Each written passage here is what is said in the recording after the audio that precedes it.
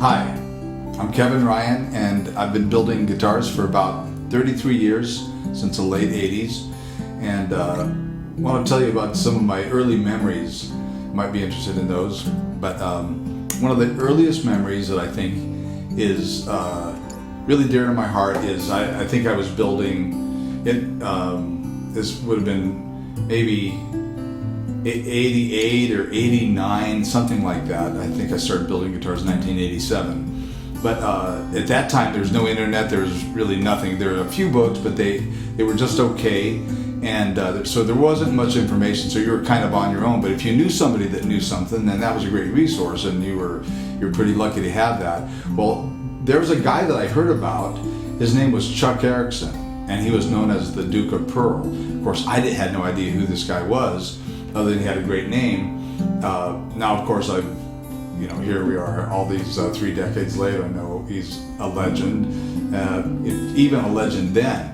But so I called Chuck out of the blue because I knew Chuck was supplying inlay materials, and I was interested in that on my own guitars.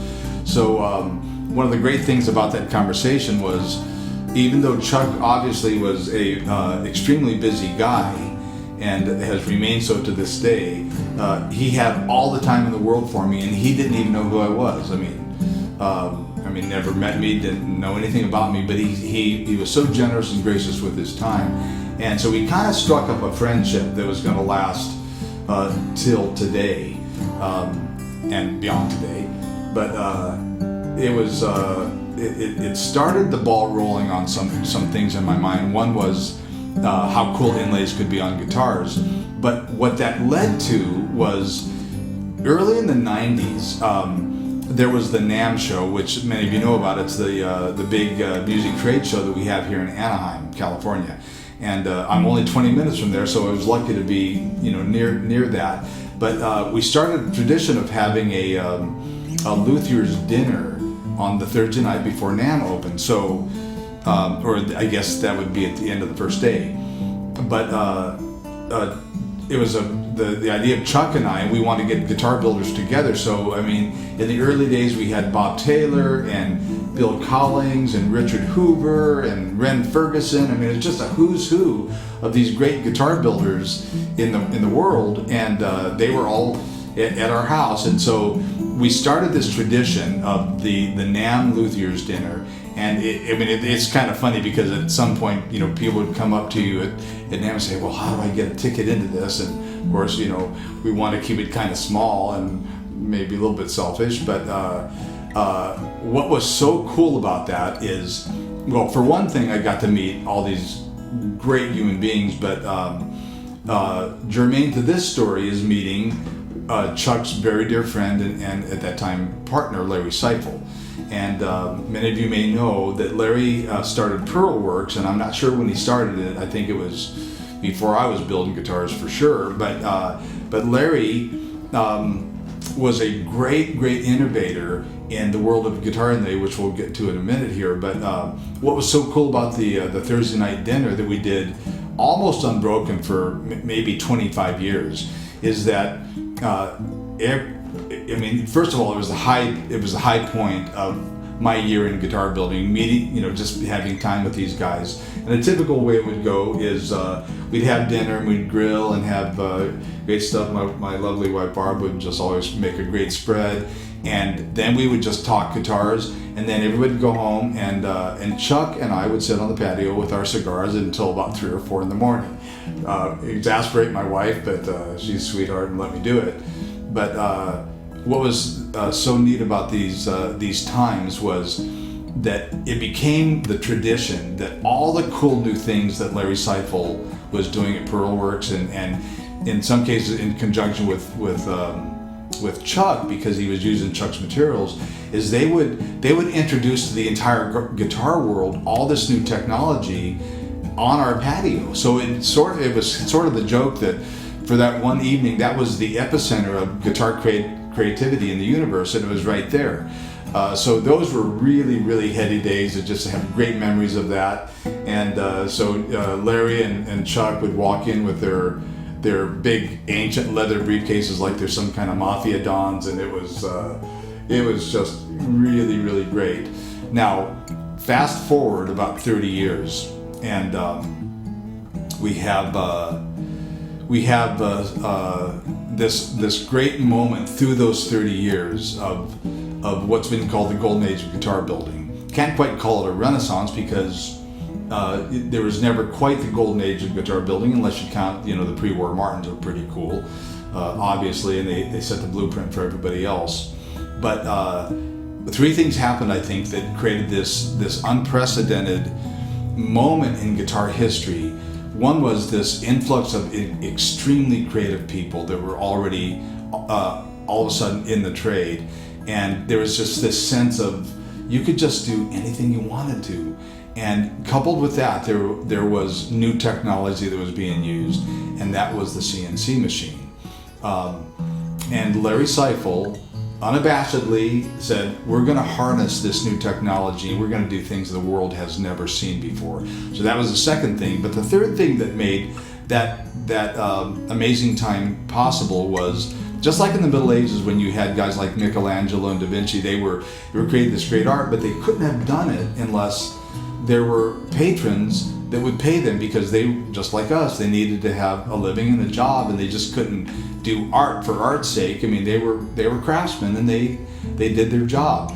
So in the same way, we had a lot of almost, we'd call them patrons, but they're clients that were positioned to be able to afford a lot of expensive guitars where this work could be done.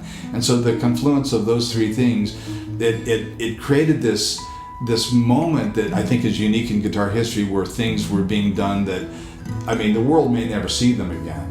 But I like to think that on the patios where so much of this was introduced.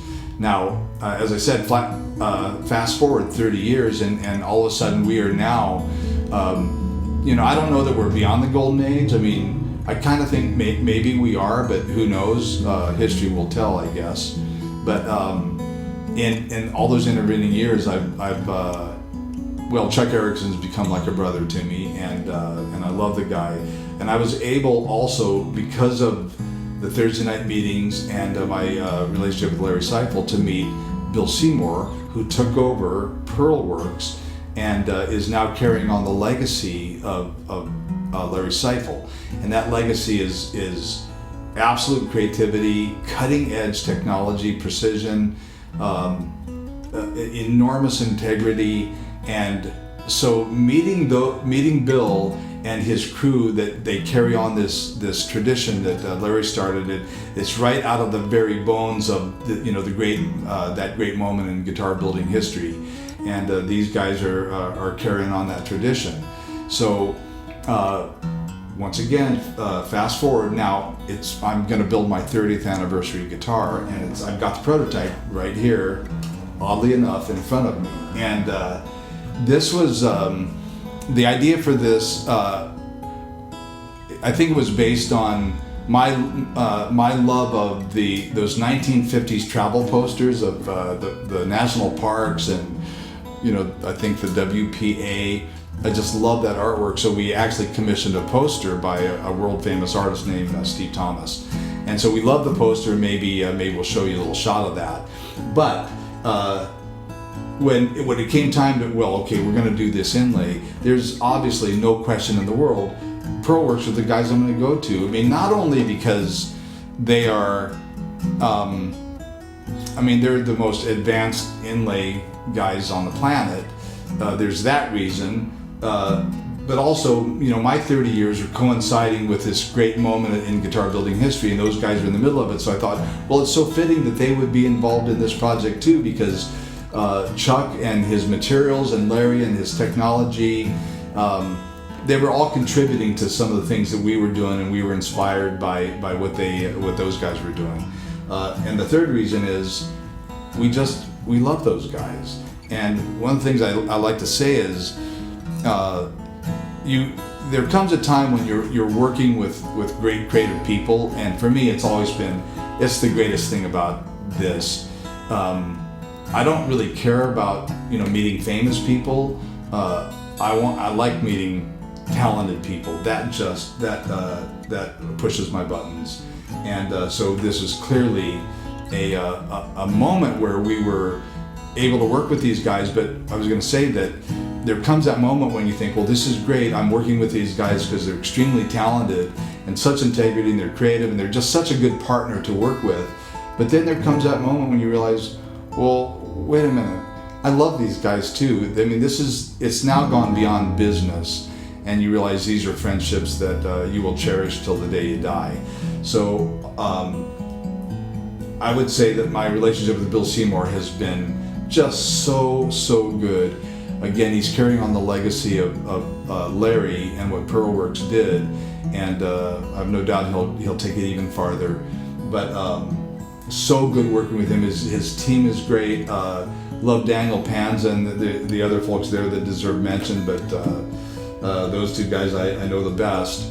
But they were so instrumental in taking our ideas that were based on, I mean, we gave the original idea, sort of what we envisioned, to Steve Thomas, and then Thomas made the poster, and then we have the poster, we show it to the guys at Pearlworks, and they do this. And I don't know if we get a close-up of this, but this really captures the sense of that poster and the things that I wanted to be in it. So we love those guys.